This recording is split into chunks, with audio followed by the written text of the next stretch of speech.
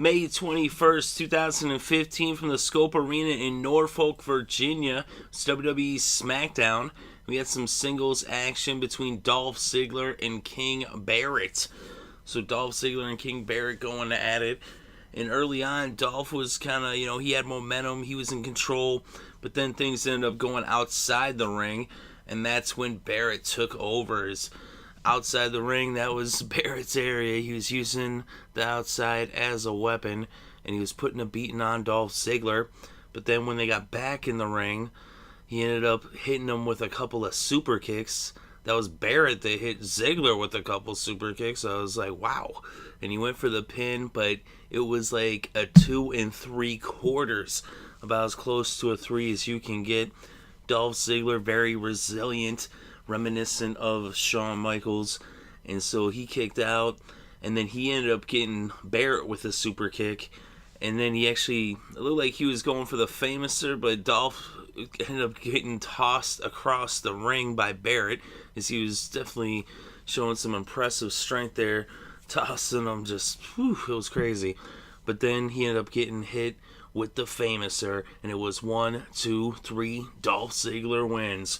So Dolph Ziggler gets the victory, and then after the match, Lana came out to cheer him on and give him a hand. So she was clapping for him, and that almost asks for a pun, but I didn't mean that kind of clapping. Anyway, earlier backstage, they actually had a little, vignette where Renee Young was interviewing Dolph Ziggler, and they were talking about what happened on Raw with the kiss and with Rusev.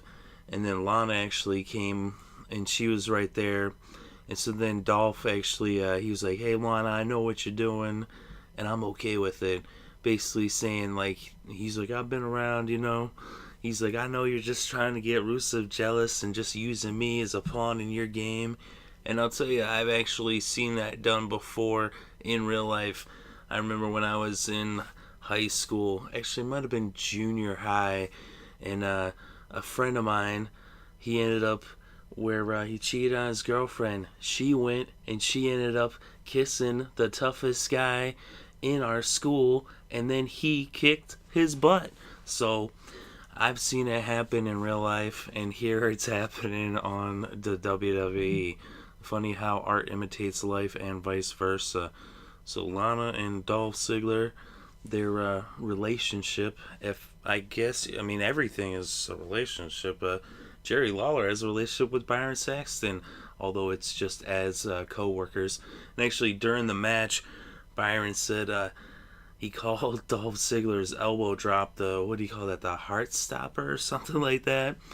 Or, yeah, right? And then Jerry Lawler was like, yeah, that sure is a heart stopper. And then he's like, yeah, think about that or whatever. And he's like, oh, geez. Byron got all quiet.